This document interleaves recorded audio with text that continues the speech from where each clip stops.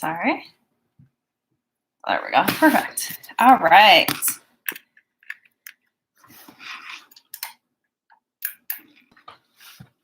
All right. Hello. Hey, Steve. So happy you're here. All righty.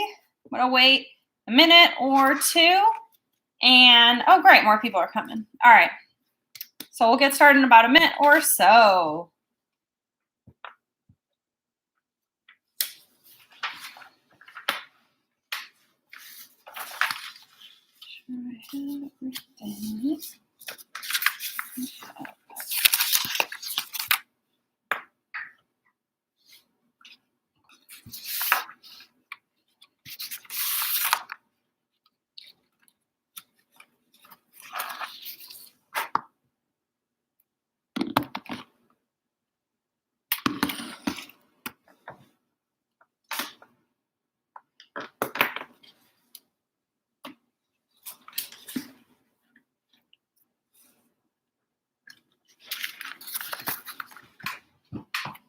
All right, I guess I will get started. So, hello and welcome to Wednesday Workshops with Whitney. I will be your host, Whitney. During today's episode, we will be discussing 10 common negative thinking patterns and how you can change them. Oh, thanks for the like. If you'd like to share your name in the chat box, that's great. If not, that's okay as well, but I do appreciate participation. So then it's not just me talking the whole time. All right, so before we get started on our main topic, we normally do an icebreaker. However, I found these cards called Power Thought Cards, and they were by Louise Hay, who does a lot of those self-help type books, and they're called Power Thought Cards. So what I'm going to do, you can see, this is kind of what they look like, is I'm going to pick one randomly and read it out loud. And then if you feel like, I guess if you just really have any response to it, you could share it in the chat. All right. So, and these are kind of like daily affirmation cards. So they're supposed to make you feel good. All right. So I'm going to pick one randomly.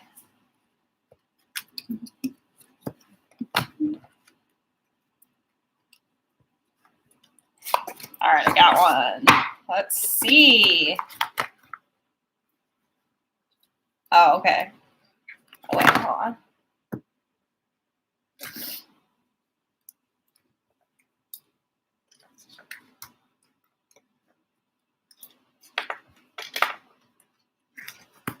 All right.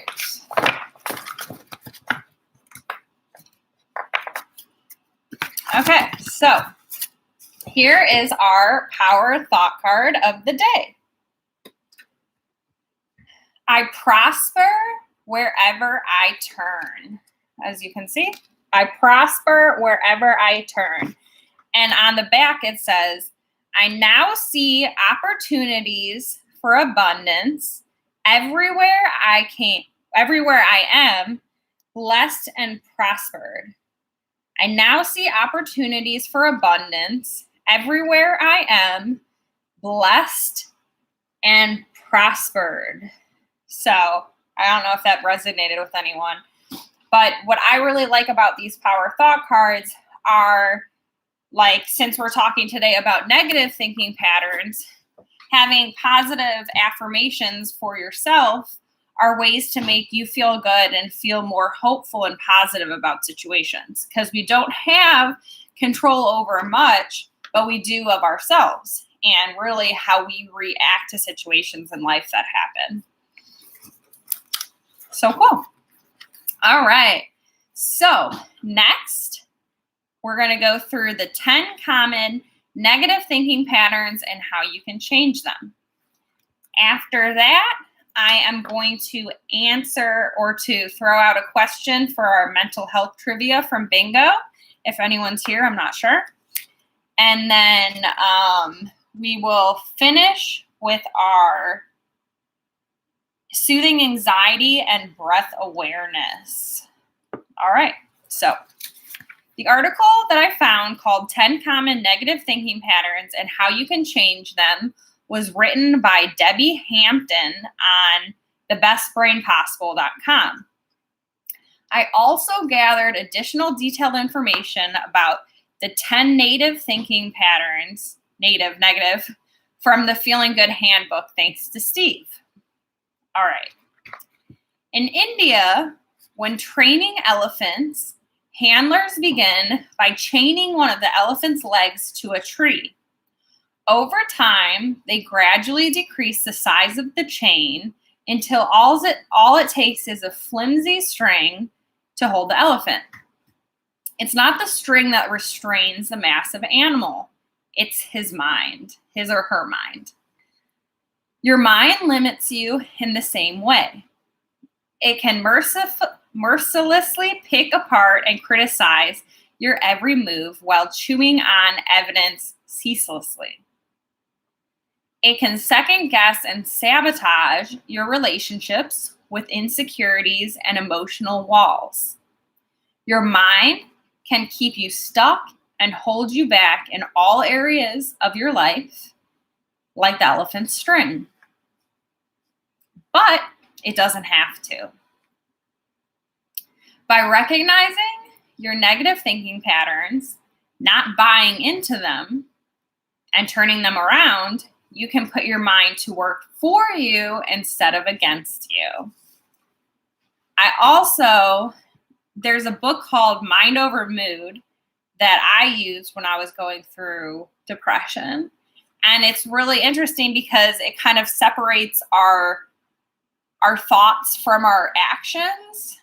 So if you change the way you think or you change the way you react in situations, you can really become happier. And that's through challenging these types of negative thoughts and core beliefs that we'll talk about. But Mind Over Mood is a really great book. Your brain's priority is for your survival, not your happiness. All humans have the tendency to be more like Eeyore than Tigger from Winnie the Pooh. Your brain is built to remember and focus more on bad experiences than positives. It was actually an evolutionary advantage that helped our ancestors survive by avoiding danger or negative experiences that they had been in the past that maybe could have killed them if they went through it again. So that kind of actually makes sense then why we tend to focus on negative versus positive, even though we're not in the same types of survival type situations. This negativity bias is still active in your brain today. It can block your happiness, increase your stress and worry levels, and damage your brain and health. Each of us experiences the world uniquely because our brains add their own subjective tint when giving meaning to incoming stimuli. The color your brain adds is determined by your physical brain function, your memories, your beliefs, and your attitudes about yourself, others, and the world. These beliefs, memories, and attitudes are shaped by family, religion, school, work, and life experiences. The material is largely negative because it's your brain's job to hold on to and learn from bad experiences to protect you in the future. This negative mental filter is typically below our conscious awareness, but it impacts how you respond to the world, act in relationships, think of yourself, and your inner dialogue. In other words, it creates your reality.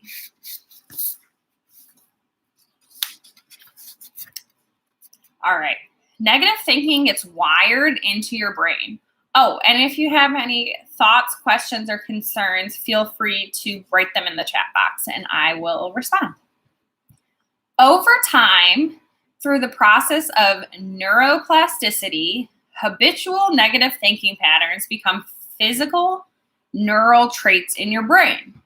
But before we move on, I want to define what neuroplasticity is. Neuroplasticity refers to your brain's ability to change and adapt as a result of experience. So that's actually really interesting that your brain can change. So we really can change these thought patterns, even if it's not very easy to, but we can. So I think that's something really positive. So for example, if you're getting stressed out often about everything, your brain is going to create and strengthen connections, making it reactive and anxious. Good afternoon, Donna. Thank you for being here. All right, let me read that again. So for example, if you get stressed out often about everything, you're kind of frazzled and stressed all the time, your brain is going to create and strengthen connections, making it reactive and anxious all the time then. So it's almost like you're startled all the time because your brain is acting off of how you're responding. If you expect the worst in all situations, you're reinforcing this kind of thinking in your brain every time you engage in a situation. The negative thought patterns in which you routinely engage become the default pathways for your neurons and the strings that tie you down and limit your life. Just like the elephant, the string, Eventually, you may find yourself trapped in a downward spiral of anxiety, stress, depression, which your brain is perpetuating in a continual feedback loop. So when I was reading that, sorry, it's kind of mouthy, I just thought about like a hamster on the hamster wheel, like it's running almost like you're running on the treadmill, but it's against yourself in a way because you're just anxious and stressed and depressed all the time, and it just keeps going and going and going because your brain's listening to you and how you're reacting. So if we change the way we think about things, our brain will mold differently. So in his book, Just One Thing, Rick Hansen writes, there's a traditional saying that the mind takes the shape it rests on. The modern update is that the brain takes the shape the mind rests on. Those sentences were kind of confusing to me, but these examples are kind of make more sense. So for example, if you regularly rest your mind upon worries, self-criticism, and anger, then your brain will gradually take that shape. It will develop neural structures and dynamics of anxiety, low sense of worth, or low self-esteem, and pricky reactivity to others. So if you're consciously anxious, angry, and a self-critic, it comes out as anxiety, not liking yourself very much, and being prickly towards others. Versus, on the other hand, if you regularly rest your mind upon noticing you're all right now, or in the moment, seeing the good in yourself and letting go of things you don't need to hold on to, then your brain will gradually take the shape of calm strength, self-confidence, and inner peace. So what I like about this as we get started is that you could have two different people who experience the same thing and have a different reaction. So I'll give you an example. All right, so let's say you're at work and your boss comes in and they are just not happy at all. And they have all this paperwork and they're rushing to their office and they're looking around at everyone and they don't seem happy. So One person might say, oh my God, they found out that I went home early from work yesterday. This is all my fault that my boss is upset. That could be one person, and that's how they're reacting. And that could be the case, but most likely that is not the case, that your boss is coming in and is really upset and stressed out is just because you maybe left work a little early. The other person is thinking, wow, I wonder what's going on with them. I hope they're okay. Maybe something happened at home, or maybe there's a deadline. Hopefully I can help in some way. So you can see how person A is like stressed out, thinks it's their fault. They're internalizing something that they have no idea about in a negative way, which is easy to do, versus the other person saying, oh my goodness, I hope they're okay. I wonder if I can help them, or they're not attaching themselves to the situation. So that's just an example of two ways of handling or reacting to something. All right. So now we're going to move on to the most common negative thinking traps. Some of the most common negative thinking patterns, which you may recognize and indulge in, are, so we're going to walk through these. All or nothing thinking. You see things in black and white categories. If a situation falls short of perfect, you see it as a total failure. So, some examples of all or nothing thinking might be, I can't even do this. I never do anything right. So, just because you may have messed something up, you're completely like giving up and seeing yourself as a failure. So that's with the whole black or white or all or nothing. Next, we have jumping to conclusions. You interpret things negatively when there are no facts to support your conclusion. And underneath jumping to conclusions, or which are part of it, is one is mind reading.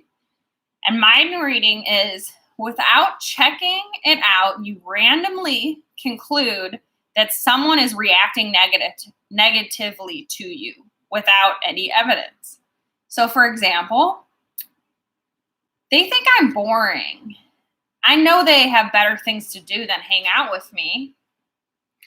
So, it's assuming that you know what's going on in someone else's head when they haven't said that at all. But to you, you think you're boring maybe, or that negative part of inside is telling you you're boring, even though they didn't say anything about you being boring. Second is fortune telling, which is that you predict that things will turn out badly. Example, there's no point in even trying. I know I'm not going to get the job anyways. With that, it's like, how do you know that you're not going to get the job? You know, like that kind of came out of nowhere. So those are two parts of the jumping to conclusion. Next, we have overgeneralization. You see a single negative event, such as a romantic rejection or a career reversal, as a never-ending pattern of defeat. You use words such as always or never when you think about the event. So examples would be, this relationship didn't work out. I'm never going to meet someone again. So using the always or never, the fact that they said this relationship didn't work out that they were in, and I'm never going to meet anyone again, is overgeneralizing. That just because this happened in this situation, you assume that all your other sort of relationships in the future aren't going to work out because that one did. Next, discounting the positive. You reject positive experiences by insisting that they don't count. If you do a good job, you may tell yourself that it wasn't good enough, or anyone could have done that. For example, I may be a decent mother, but anybody can do that. So you may have done something really great for your children, but instead of seeing that as, oh, wow, like, we spent more time together because of this or that, you're like, oh, well, I'm a mom, but anyone could be a mom. And not looking at what had happened positively. Okay. Overreacting. I have an example of, my friend hasn't replied to my text in 3 hours. She hates me. Nobody likes me. So as you can see, if your friend hasn't texted back in a couple hours, you don't automatically have to assume that they hate you and no one likes you. You want to think more like, oh, maybe something's going on, or maybe there was a technical problem and they didn't receive the message. There's a lot of other situations that could be in play. Unrealistic expectations. I have to get straight A's. Nothing less is good enough. And that one reminded me a little bit of the all or nothing thinking as well. Name calling. I can't believe I said that. I'm such an idiot. Then we have personalization and blame.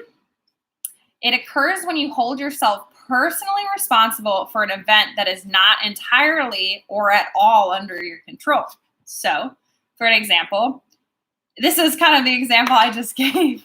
The boss looks mad. It must be something I did wrong. So, because I gave you that example, you can see that just because your boss looks mad does not mean that you did something wrong.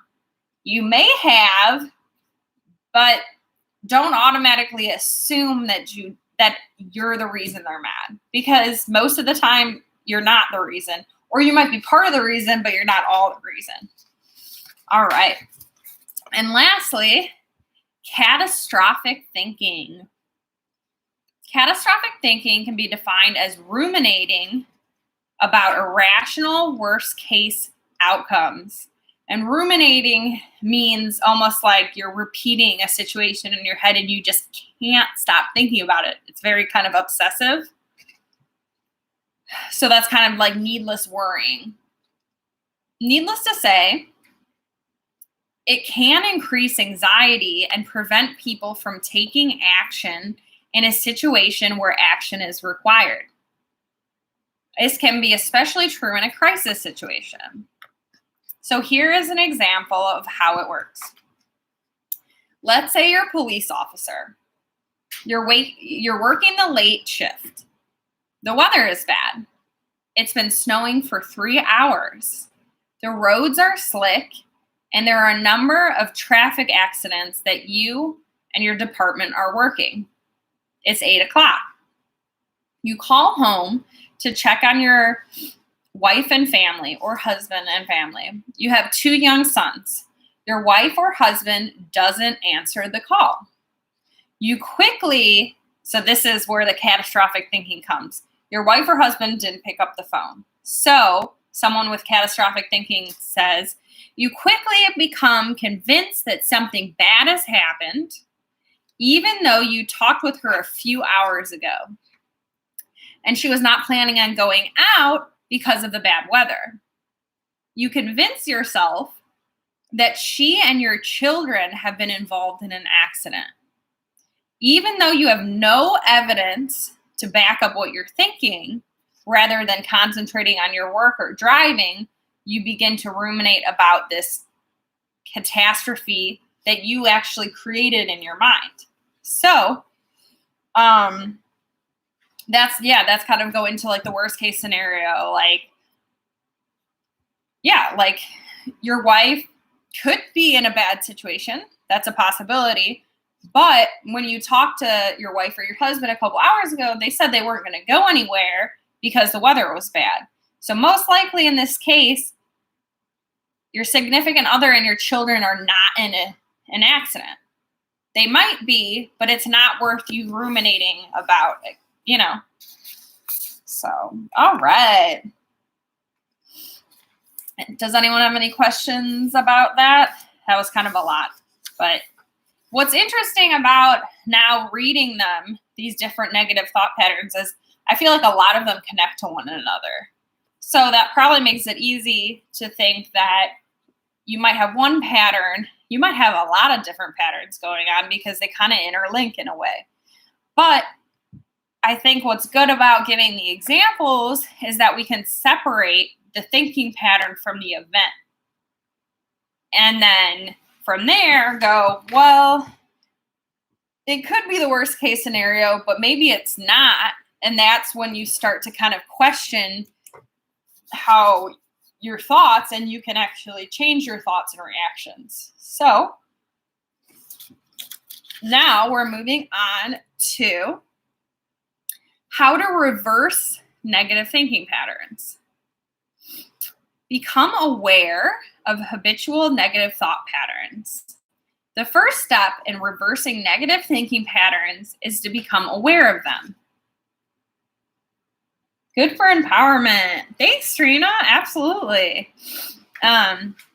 You have to first catch yourself in the act.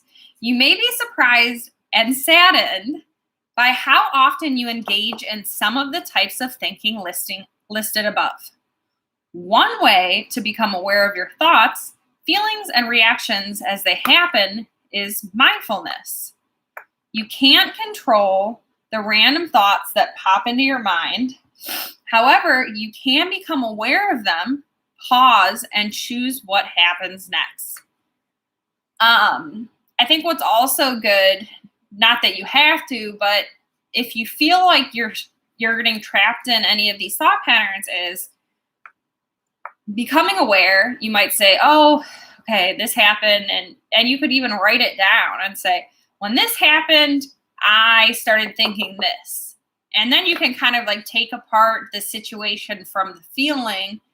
I don't know if that sounds too complicated though, but mindfulness is great. Absolutely. Because it really helps you slow down your thinking and be okay with the present moment and not get overflooded with thinking. All right. So that's one way. You can challenge your thinking. So distance yourself from and question your thoughts and beliefs. Analyze them objectively from all angles. Is this really what you think? Or is this an inherited belief from your past? Drop the storylines usually running in your head and any personal emotional investment you may have in the situation for a minute. Try on different points of view and zoom out. Have the intent to give your mind guidance, like a wise, caring friend. Control it instead of it controlling you. So that is exactly like, brings me back to the book I was talking about, the workbook called Mind Over Mood. They call it a thought record. And that's how you, like they said, challenging it. So you take your situation, like we could say, basically like the situation where, let's say you were at work, like you were a police officer and your husband or wife didn't pick up the phone, and you kind of go through it step by step. So you say like, when this situation happened, I felt this way. And you put out your emotions, and then you say, what were your automatic thoughts? The automatic thought would be, my significant other and my kids are in an accident because the weather's bad and all this. So then it's funny, they call it like you're putting your thoughts on trial, because then you list evidence that supports your thinking or your automatic thought, and then evidence that doesn't support it, and you kind of come up with a new thought afterwards. But if you're interested in looking up, it's called a thought record. They are extremely helpful. They take a little bit of time, but if you find that you're kind of going into this similar thought pattern over and over again, it really would benefit you to kind of take it apart and see if you can maybe change some of the thought patterns. You don't have to believe everything you think. Is the thought helping or hurting? As a continuation of the step above, I like to ask myself, is this thought helping me or hurting me? Usually the answer is it's hurting. When it is, I then consciously choose a thought that is more supportive, understanding, and positive. It's just as easy to come up with thoughts that encourage and help you achieve your goals as ones that help you that don't help you, sorry. You have to become aware of your thoughts, pause, and make the effort to shift your thinking. So we said becoming aware, bringing awareness to your negative thought patterns, maybe practicing some mindfulness, challenge your thinking, the thought record. That's kind of some cognitive behavioral therapy. That's really the basis of that. Then kind of stepping outward and saying, is this helping or hurting? And if this thought's hurting me, can I tweak it a little bit so it's a bit more positive than just negative? Is there anything anyone else thinks might help with negative thought patterns? Or what did you think about this? I thought this was really great. I don't know. I feel like maybe I learned some more. And it's kind of an ongoing thing that we go through, but I think that what I really liked was just bringing it to awareness. Like we're not going to change overnight, but if I start thinking, okay, I'm feeling really negative. And I start understanding the situation, and then I'm like, oh, wow, I'm feeling really nervous because in the past, this other situation happened. And sometimes it's called a breakthrough or an aha moment where you realize, oh my goodness, I'm thinking this way because of something that happened in the past. And just because something happened in the past does not mean that it's going to repeat itself in the future. So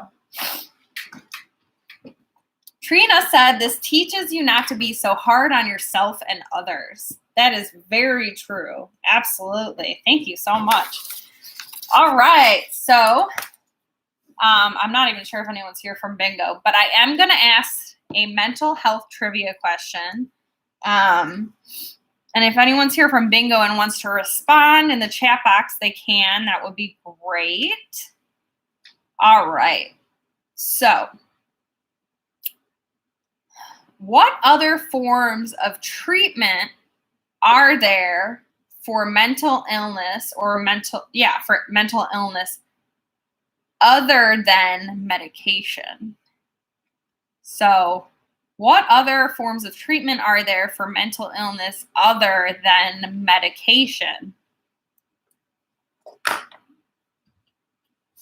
Okay. And if anyone's here from Bingo and wants to answer that, they can, because we are giving them a prize for that. Therapy. Thanks, Trina. Yeah. Therapy is one. Absolutely. Yeah, I don't know if anyone's here. But if anyone's here from Bingo and wants to respond as well, that would be great. And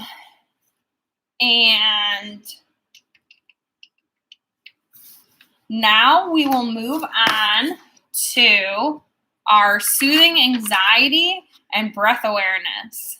So, Trina took your answer. Yes. Also, where did I have it? Because I came up with a little mental health trivia. Therapy, yoga, meditation, and they also said holistic treatments can all help to manage symptoms.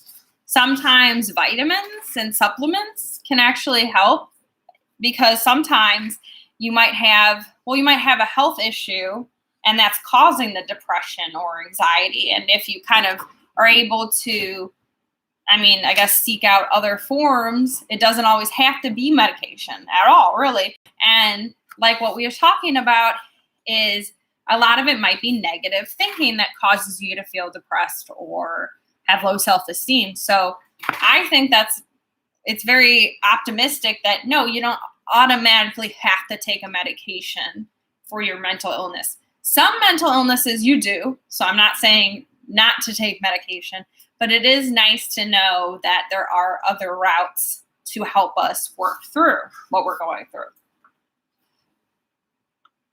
Okay, so soothing anxiety with breath awareness. I'm going to read this, and if you're sitting, You can put your hands, well, just be comfortable. You want to sit up straight, maybe put your hands on your lap or on the sides of your chair. And you can have your eyes open or closed. With your eyes open or closed, breathe gently in and out through your nose.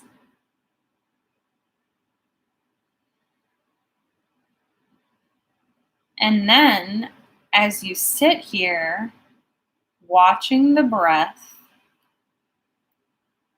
draw attention to your heart and your desire to experience calm, peace, and ease. Connect to this yearning inside of you. And then, silently, to yourself, commit to remaining here for the duration of your timer, and commit to the practice of simply watching and noticing the breath. And then, having made that heartfelt commitment, return to your job, which is breath awareness. Perhaps settling in on the feeling of the breath as it moves in and out of your nose, from the tip of the nose to the space between your eyebrows.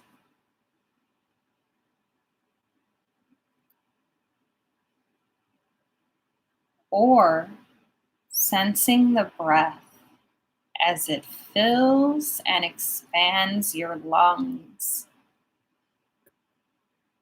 then empties again. Or aware of the breath as it moves all the way down into your belly.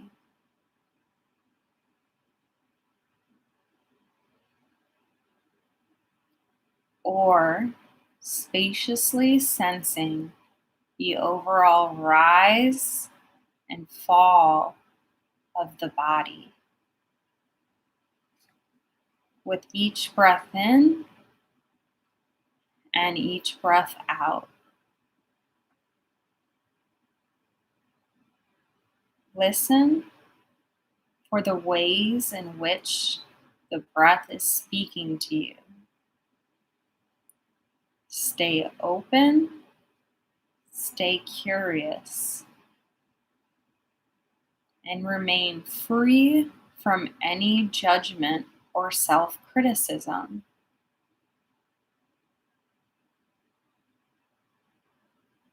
And remain free from any judgment or self-criticism.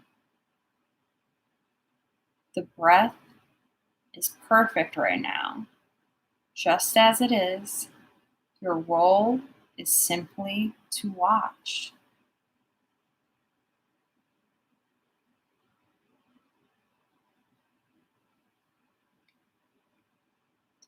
Eventually, you'll notice the mind has wandered from breath awareness. When this happens, spend no time wondering why. Spend no time asking where the mind has gone. Spend no time on self-blame. Simply turn the mind around and focus on the breath.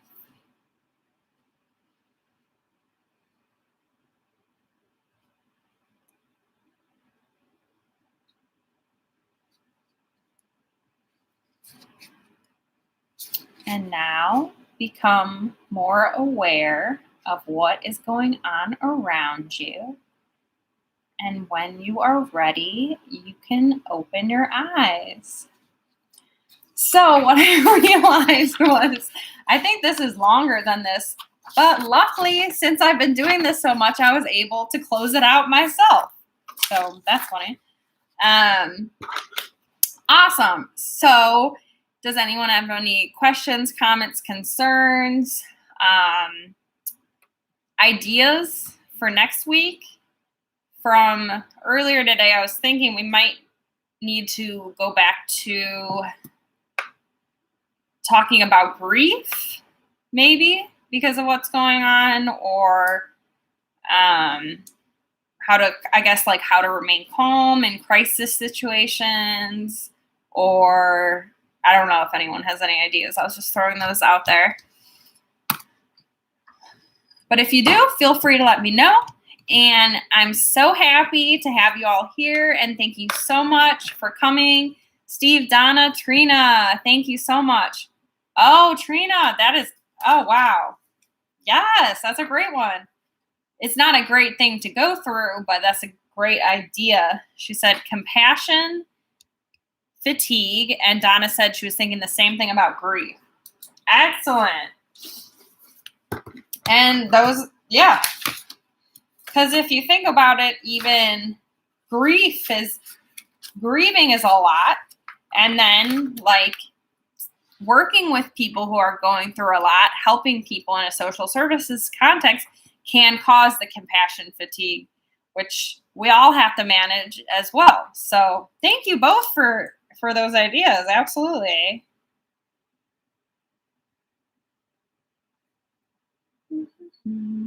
Great.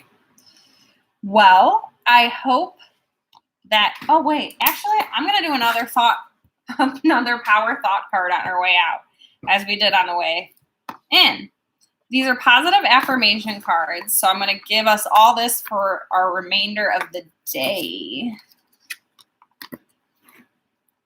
All right. So this one says, all my relationships are harmonious. You see? When we create harmony in our minds and hearts, we will find it in our lives. The inner creates the outer always. So hopefully that will help you for the rest of your day. And I hope you all have a wonderful day. Thank you so much for coming. Thank you so much for participating, and have a wonderful rest of your day. All right. Bye-bye.